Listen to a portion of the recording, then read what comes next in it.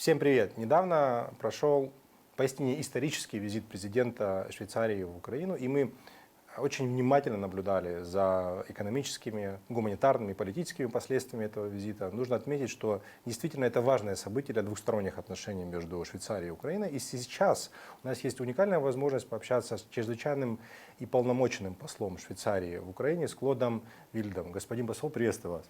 Hello, thank you for being here Thank at you. our embassy. Yeah, thank you for your time. I know that for you, concerning the preparation of this visit, it was not very easy. Your embassy and our Ukrainian part, you did a lot of work for preparation, for successful preparation of this visit. And for me, it was very important, for me, like a man from Donbass, that your president also visited this part of Ukraine. Thank you.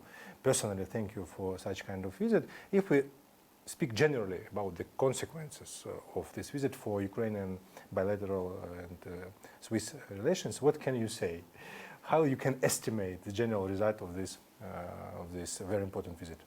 Well, thank you. I think both our countries can really be proud because over this 3.5 days, which is quite a long visit, presidential visit, state visit, first ever for a Swiss president in Ukraine. And also first visit during COVID at this level in Europe. So it's double historic, if you want. And it was not just Kyiv in one day. It was, again, 3.5 days and one full day in the Donbass. In the Oblast of Donetsk and in the Oblast of Luhansk. So I think our president could really cover a lot of what opportunities Ukraine has today, but also what challenge. Yeah. And I know, I heard actually one of the interviews of your president, which she gave during her visit to one of the national radios, and she touched a lot of questions concerning decentralization, concerning the support of reforms by your country, and really the cooperation between countries very successful, I would think. This economical, humanitarian, political contacts, cultural contacts. I know that President Zelensky and your president signed some kind of agreements. What are the main destinations, main spheres in which we cooperate now, if we speak generally about relations between two countries? Yes, you know, Switzerland over the next 4 years will spend as public money from Swiss taxpayers more than 100 million Swiss francs. That's roughly the equivalent in dollar. And so it was important that we are on agreement with Ukraine that this money is spent in sectors which are also of priority for Ukraine, and especially for Ukraine's policy on reform. So we will invest in health. We will invest in supporting the peace policy. And peace policy, it's not just the process of the OSCE, which we support also, of course, but it's also how can we help the people? How can we help the reintegration agenda of Ukrainian in Ukraine, because people are on the other side of the contact line. Also Ukrainians. They are also Ukrainians. And so this is a second part. Then we also want to support small and medium enterprises so that they can survive, so that they can have easy access for grants or credits in bank, especially in the agricultural sector. We believe in that because our own economy is really strong, not with a huge industrial complex, but with the savoir-faire, the excellence in small enterprises. And we really believe in that, and we think this can be also very promising for Ukraine's economy in the 21st century. Yes, I know that your country is also very active in legal cooperation between our responsible bodies, and I read that 2 agreements were signed. One of the journalists say that it was one agreement concerning readmission, but I know that it's not actually readmission. And the second agreement was concerning recovery of the assets. So what is the practical point of these agreements for two countries? So we signed 4 agreements. 4. 2 were more political. One was about the priorities of our cooperation, which we just discussed before. The second is about Switzerland, who will be the country that organizes in 2022 the Ukraine Reform Conference, an international conference with the Friends of Ukraine at ministerial level about the reforms. And the 2 others were more technical. One is on readmission, is what do we do when you have a Swiss citizen here which you need to bring back to Switzerland. And what do we do with the same situation with Ukrainian? So there are some technical immigration paragraphs that we have dealt here, very technical one. But most importantly was the one signed with head of NABU and Prosecutor General about asset recovery. You know that your former president, Yanukovych, he and his family had assets also in our banks, which my government made a freeze on. And so we want to give back these assets to Ukrainian people. Because there is a very high possibility that these assets were stolen. But you know, this in rule of law, and the rule of law goes through legal decision and judicial. And so we need to have proper legal assistance so that the prosecutors in Switzerland have enough evidence to convince judges that these assets can be returned. So this is very important that we collaborate so that we get this evidence to Switzerland. Yeah, it's very important for our countries because you know that we have some even jokes about this, that some politicians or some criminals try to go to Switzerland to get rid of their responsibility, legal responsibility. Some politicians, former politicians, use Switzerland to hide their assets from our law. That's why, unfortunately, some people try to use Swiss possibilities of Switzerland just to cover their illegal revenues, I would say, you know. And it's very good that your government, our government, try to make this process more transparent, you know, because it is a good base for future. Just a prevention procedure, because the other people also have to realize the seriousness of the possible, I don't know, criminal actions. That's why, for me as a professional lawyer, it's very, very, very important. Thank you for such kind of agreements. You touched the other very important thing for me and for our country. This is a Donbass conflict, and your country is very, very active in 2 aspects of the supporting Ukraine in resolving this conflict. This political, humanitarian. And all international experts, international observers in our country know Heidi Tagliavini.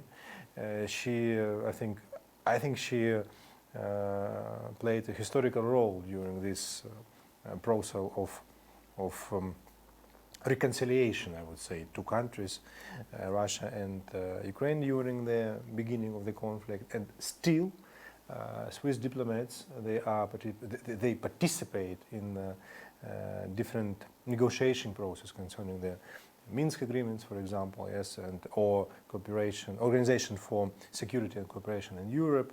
I know that Heidi Frau, Swiss diplomat, Heidi Hau, and Tony Frisch, yes. So you try to balance, you try to help Ukraine in resolving political and humanitarian problems.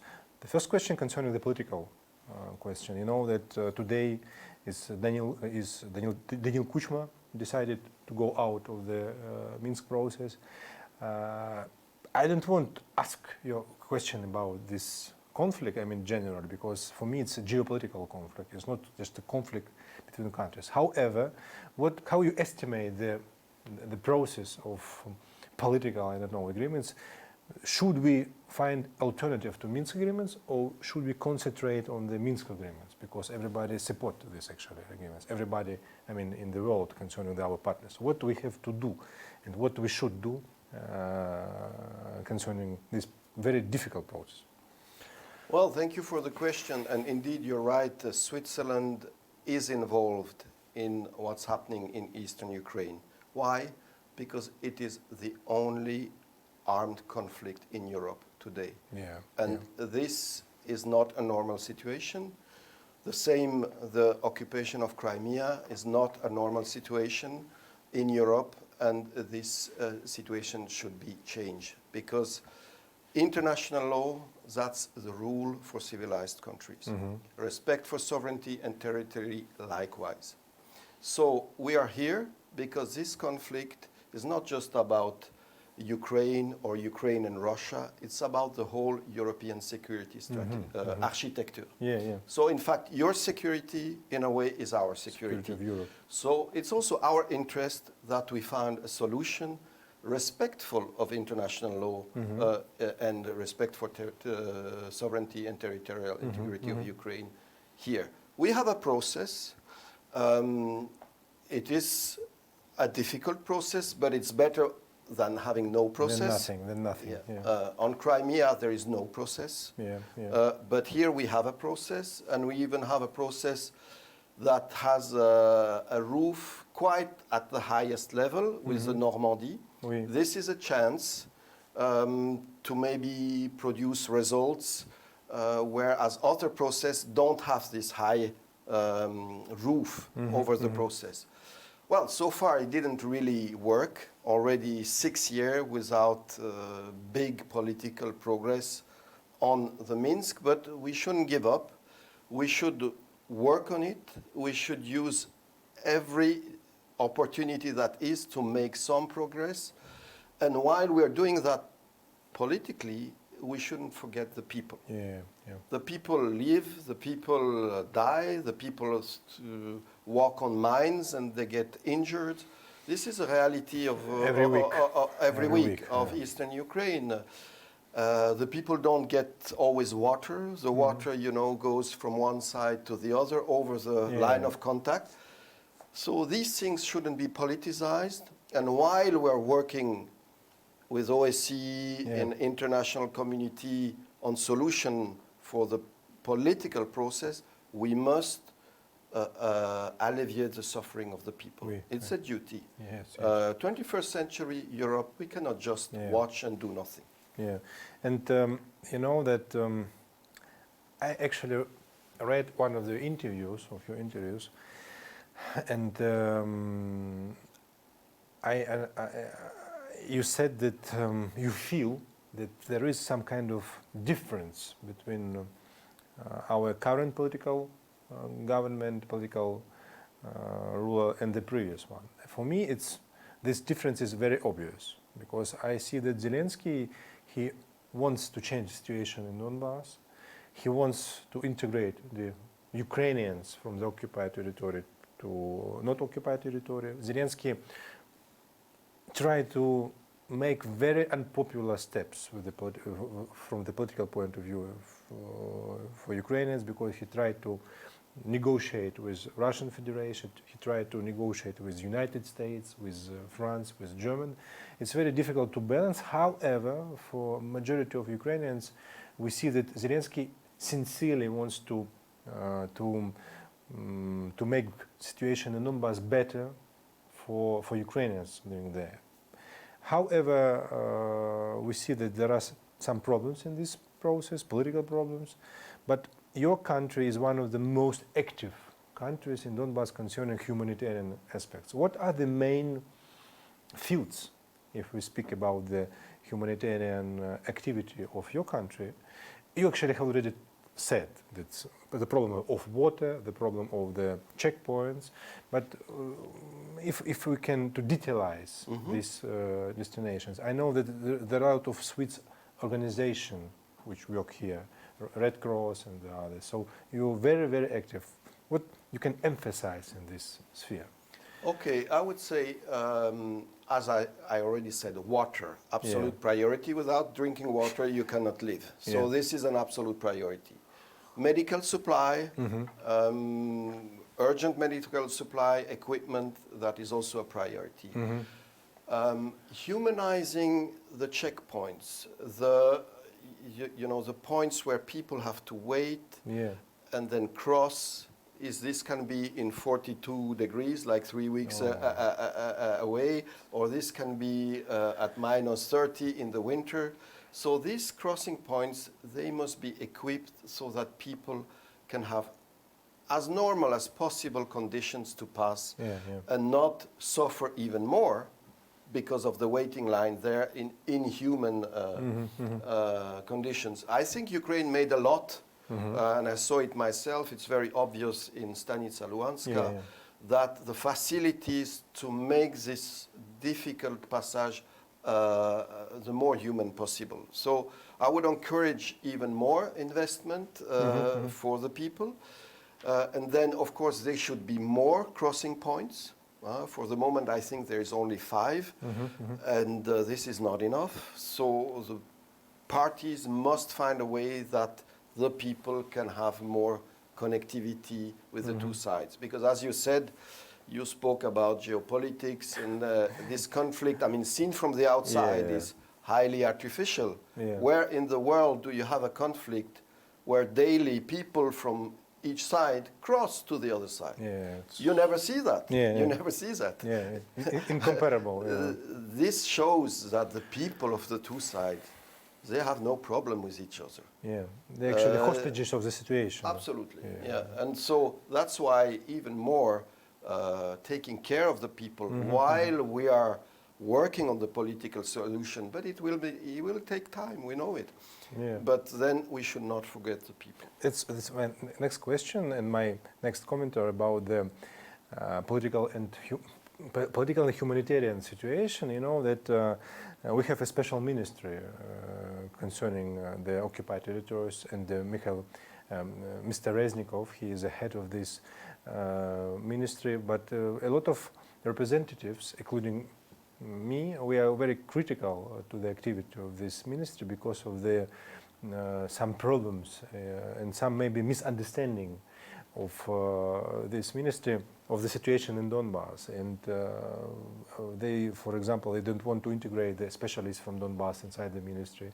They don't want even to maybe organize some kind of dialogue with the people from Donbass in Kyiv. That's why we always joke that if you cannot find the some kind of dialogue with the people from Donbass in Kyiv, you will not find a dialogue with the people from Donbass in Donbass. You know, so we try to balance. That's why in our society we have also split it, understanding of the reintegration of the political agreement. And despite that, my mother lives in Donetsk, and I know situation inside. I understand that the process of reintegration, territorial reintegration, it's very, very complicated thing. However, we should reintegrate or integrate in social to and in informational aspect the Ukrainians from the occupied territory. So we have to, I think, to create national necessary infrastructure in Ukraine, in Kyiv, build the flats, the houses for the internally displaced persons. I don't like this name, you know, because they're also Ukrainians. However, I think we should be more active. This is my personal position in helping Ukrainians from the occupied territory, because unfortunately, you know that Russia also gave passports to the Ukrainians in occupied territories. That's why we don't have a lot of time. We have to fight for the people, and that's why we should make some kind of improvements inside Ukraine, you know.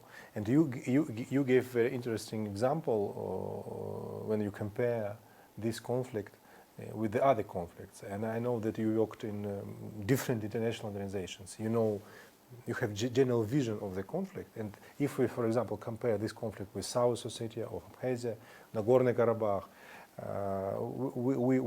we see a serious difference. And it's very difficult to foresee what will be next in I think you can agree with such kind of positions that it's very difficult to foresee what will be in a month, in a week in this conflict, you know. However, we should be much more active in humanitarian sphere. And thank you country that you are very, very active. I know how a lot you did for Ukrainians in the east of Ukraine. And concerning the visit of your president in our country, I didn't know that Switzerland is one of the top investors in our country.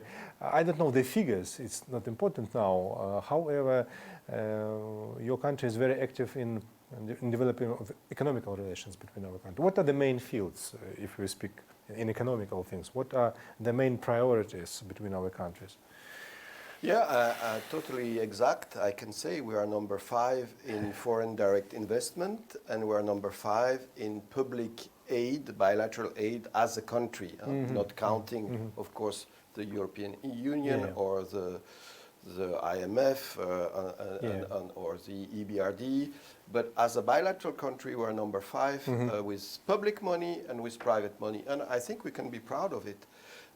So we can see that there is opportunity in Ukraine, and our businessmen see that despite the difficult situation with Crimea and the East, nevertheless, and especially now that the country has also an agreement with facilitating export to the European Union, that's quite attractive. You can produce Swiss quality here, made in Ukraine, for this market, 42 million consumers, but also for the EU market, 500 million consumers.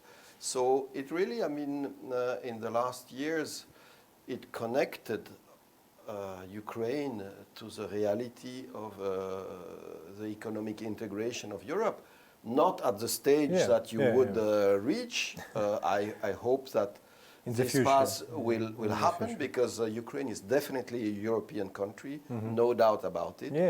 And you know, it's closer to fly from Zurich to Kyiv than to fly from Zurich to Helsinki. Not many Swiss realize that. So, but it's true.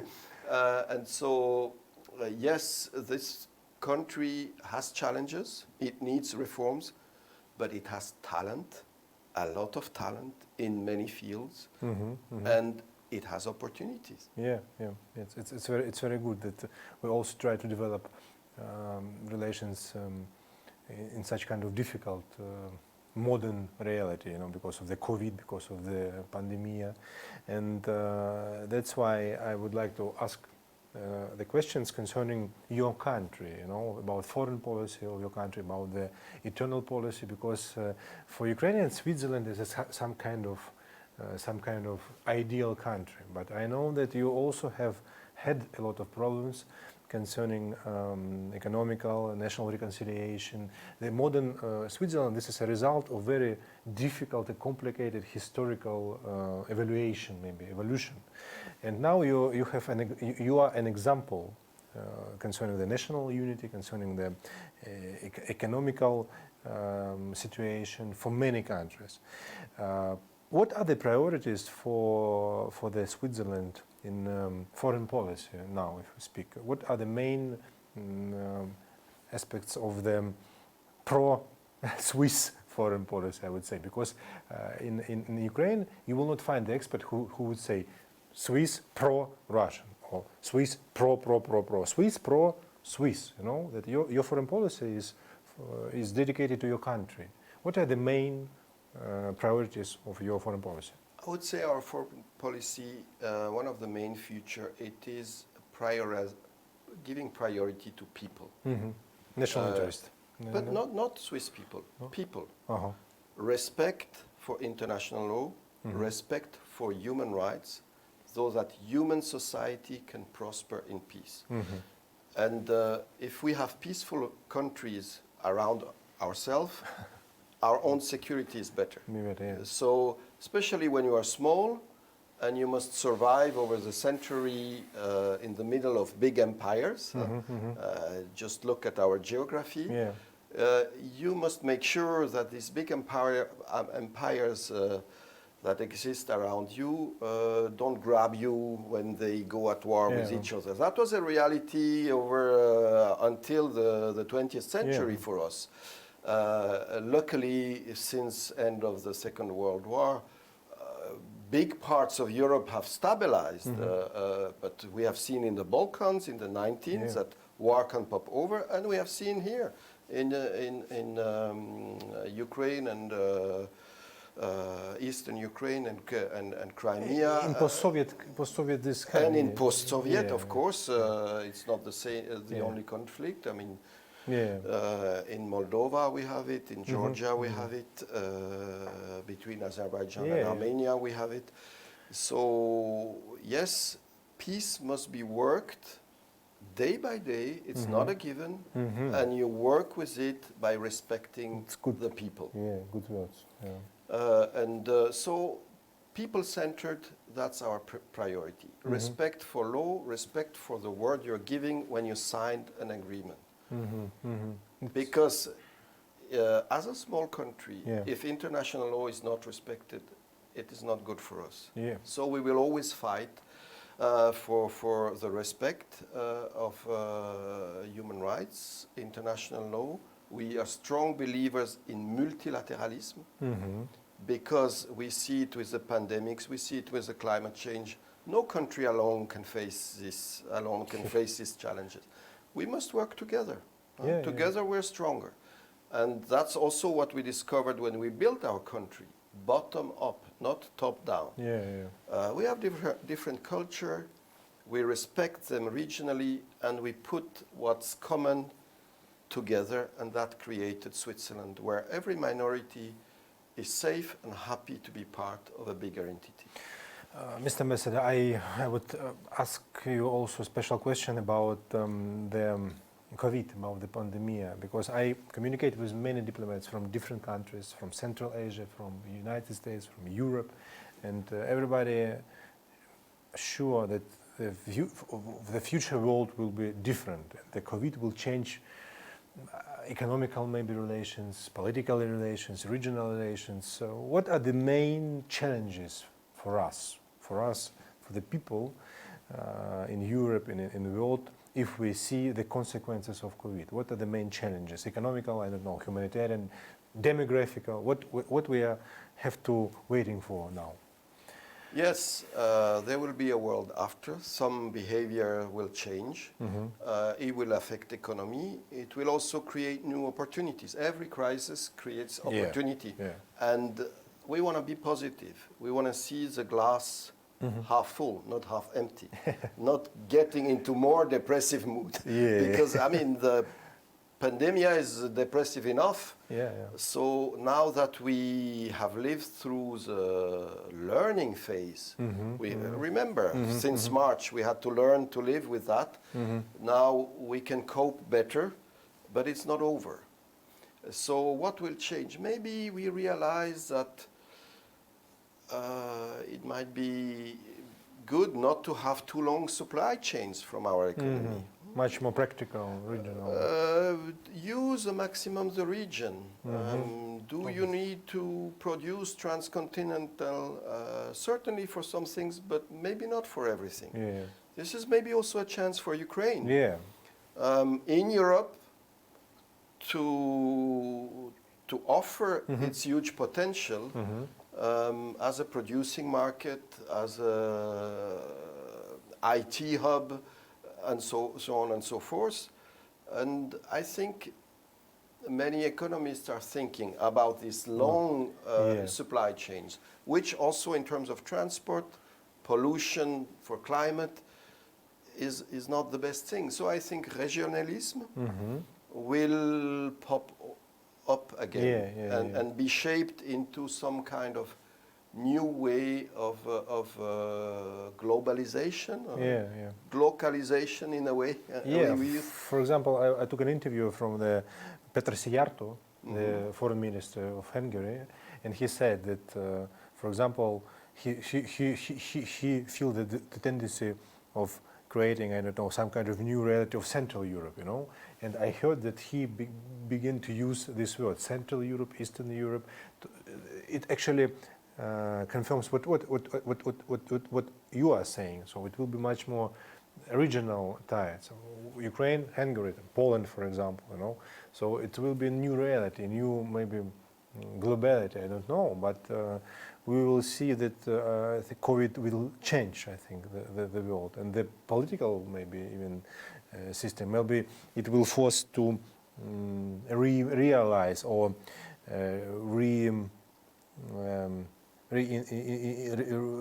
reinstall some kind of international organizations, maybe, you know, because you see that some organizations should be modernized, the activity of some kind of organization.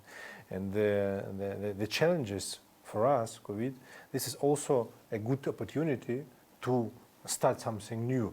What you said, yes. Never forget that changes are often triggered by the people. Yeah. So consumer behavior right. will trigger also changes in production, because some things will be more consumed, some things less. Today, for example, it's very tough for all the international travel agents. Now nobody can travel, almost. These businesses have to reinvent themselves, or they will have some very tough time until we are back to normality, and we don't know when that will be. And when it will be maybe already the new normality, because consumers' habits will have changed. So the change is driven by the people. Yeah, and my last block for our interview is the questions concerning your internal policy, because in Ukraine it's very popular to discuss your democratic tools, which use Swiss government, your people actually, for resolving very serious problems. And one of the most discussed in Ukrainian media sphere and among the experts example, this is certainly a referendum. How important referendum, I would say Swiss referendum, for resolving very problematic questions in your society? Because from time to time you use this tool, and I see that you are very succeeded, your country succeeded in using this tool in a good way, not in the splitted way. You know, so how important this institute, this form of democratic system for your country? Well, extremely important. It's part of the DNA. It's part of the blood. You know, from a country, again, we are one of the very few countries built bottom up, from small entities uniting in something bigger. Not because the empire has split and part of the empire is a new country. So if by that you have the people that decide to join, once you have the bigger entity, you must give back to the people whatever decision is made of strategic importance. The people has the last word. That's the philosophy. It's very difficult for government because it can be also abused, you know, by political campaigns, bringing emotion into very complex issues. But that's the rule of the game. So our politician must be better in government to be able to beat the populism when these issues arise. For example, in a few months we will vote whether for our army we will buy new fighter aircraft. The army needs it.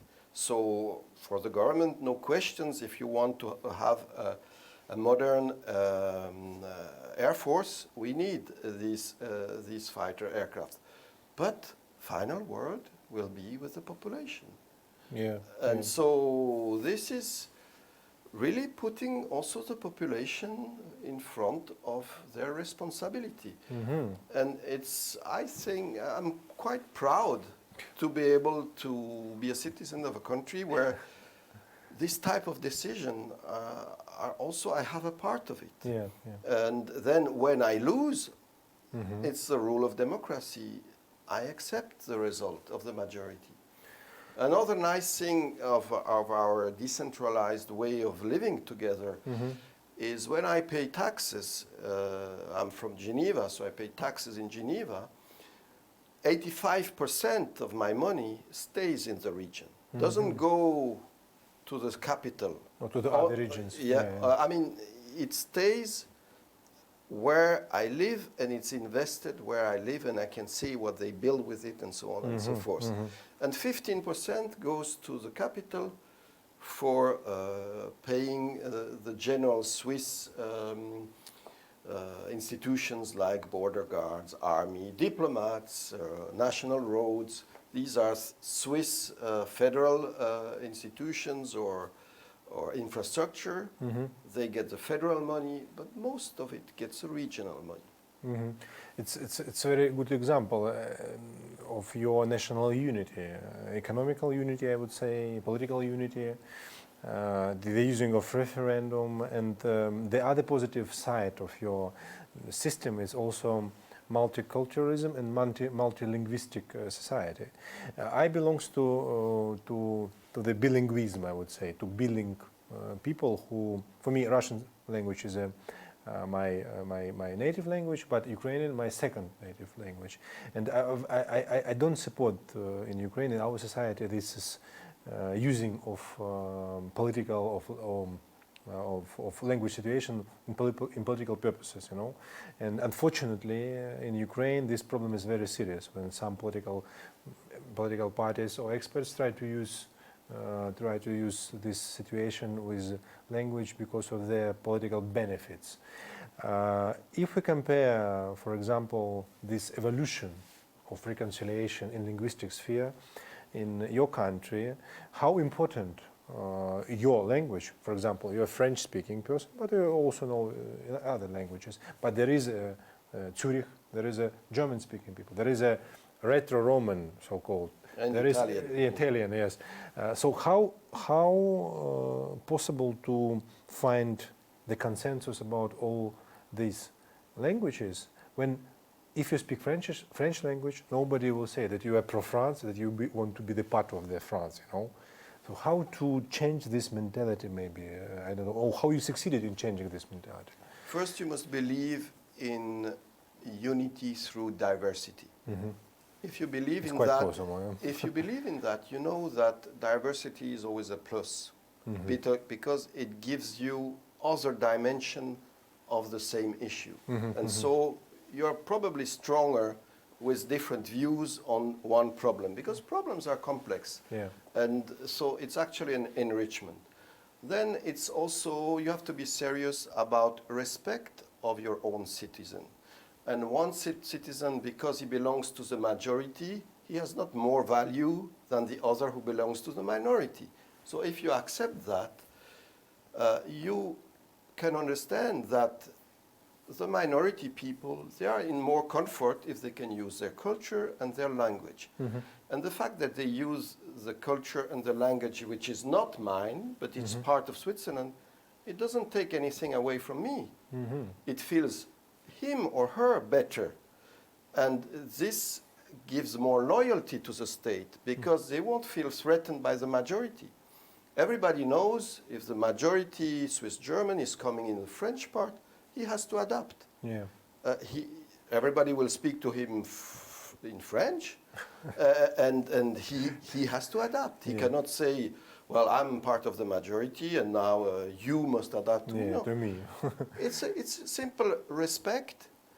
It doesn't take anything away from me. On the contrary, I feel protected and secured that I can live with my culture, and I'm not less Swiss because I'm from the minority. I'm maybe more Swiss because I can live my identity, which is my specific culture, inside Switzerland. And so it's absolutely not a problem, but it took us many years. So we are not projecting our model for others. We respect every country in its own history, but we can say, we can be a testimony that this approach has been a very strong social cement for Switzerland, allowing us to become prosperous and to be able to invest in education and things, because we didn't lose time at some point fighting each other. We could make the right investment. And so we believe that, yes, pluriculturalism inside the country, plurilinguist inside the country is an asset. Yeah, it's a good example, a good word. Thank for your sincere position about this not very easy question, you know. I mean, when we speak about the language, the culture, unfortunately, still we have problems in our society. But I think we can succeed. We can succeed. And I have two last questions concerning Ukraine. This is our finalizing discussion. One about the Ukraine generally, if we speak. What you have general vision of our country? I mean, what are the potential of our country? We can use transport, transit, I don't know, economical, touristic maybe. What we should modernize, or what we should use in the modern reality to make Ukraine better, maybe. I don't know if you can analyze such kind of situation. You have been here 1 year, if I'm not mistaken. Yes. So we are quite new diplomat for Ukraine. However, you have already formed your personal vision of Ukraine. What is the vision of regional diversity, for example? First of all, I mean, you have incredible talent in this country, and you have incredible sense of hospitality and generosity. Thank you. So making your country better known in the world, attracting people who will discover that. They will be seduced, as I have been seduced, as my wife has been seduced, as everybody that comes and live here, not just on business trip, but lives here together with the Ukrainian, will be seduced. Because that's a thing some of our Western European society have lost through individualism. But here, of course, there are also all kinds of individuals, but there is a general sense for hospitality and generosity, and that's an asset. And it goes directly from heart to heart, very important. And then, of course, what is absolutely necessary, and I think your government is working on it and has recognized that in the reform it's probably a priority, is the reform of the judiciary, because having an independent justice that is strong, it gives security. It gives security to everybody, but also to an investor. He knows he can come here and he has, or he or she will have a level playing field and not suddenly surprises. And, so this, I think, is an important priority, just as modernization of the infrastructure, of course. It was also discussed during the visit of our president. The government is working on it. Again, we have seen when we were in Stanica Luhanska the new road that is being built by this government. It will make a change for the people there. People who there they have fruits, wonderful fruits to sell. Their market used to be Luhansk. They cannot go to Luhansk. They must go to Kharkiv, to Kyiv. They have to use the roads. The road was bad. It took them 4 hours. Now it takes them 1 hour. So this is important. Augmenting the part of the budget into infrastructure, and I think your government is doing that, and we're ready to also support it. These are certainly priorities. Then the tourist opportunities.